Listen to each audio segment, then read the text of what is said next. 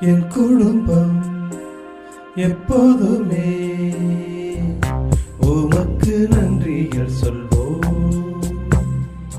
நீ ஆசீர்வாதமா இருப்பாயென சொன்னதை நான் மறவே.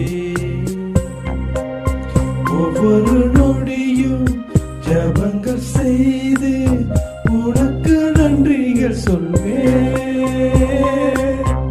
இதயம் உருகி இசையை கலந்து